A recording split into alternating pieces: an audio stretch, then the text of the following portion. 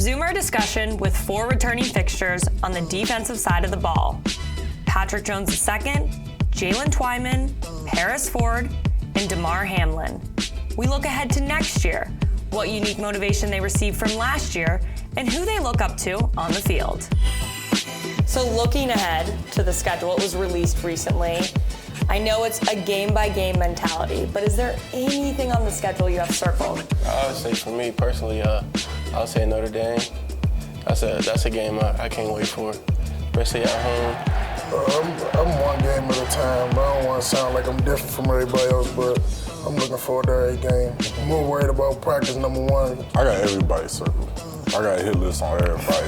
That's what it is. But I got a couple people. I got a couple people highlighted though, but I got everybody circled. He's hit and sacked, and that is Patrick Jones. That's Paris Ford again. That's DeMar Hamlin. This past year, Jalen, you switched your number to number 97. It's no secret Aaron Donald wears that number. You had the opportunity to work out with him. Who else do you see in the NFL that you emulate your game after? I'll start off by saying Minkah Fitzpatrick. He's a great ball hawk, real safety. So just take little notes off of him, and then it's just a blessing to see the Steelers next to us because we get to pick little parts of their brains and see what they know.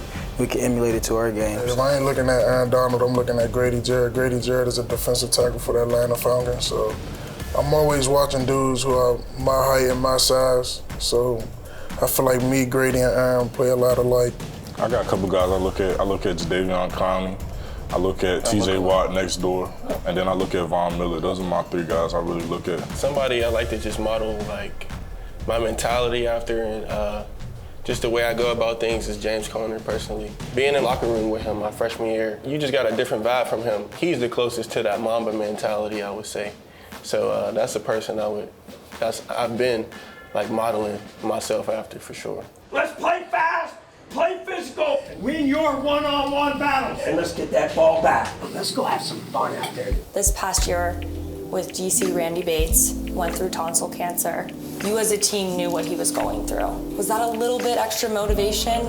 I think he was in maybe the day or 2 after he had his operation. Just being here with us, it's just what do I got to complain about if he can come show up dealing with cancer, So we all appreciate him, and we love him even that much more for just making that sacrifice for us as a team. Just seeing him in the morning, knowing that he has cancer, I'll be in the morning tired, 7 o'clock meetings, he'll look at me and be like, "Bro, you're soft. All right, let me stop being soft and let me go out here and work." And it just make you realize how blessed you are.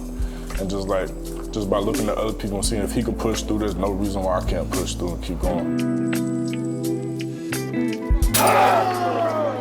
When we came up with the dunk celebration, he brought some of the players in. What do you guys want to do? How do you want to do this? It's all for you. I'm all behind it. He's a player's coach, and that's one of the coaches that you would love to play for if you're a defensive player. He blitz all the time, and yeah. Which you guys obviously like. Worked out well for you. Blitzburg.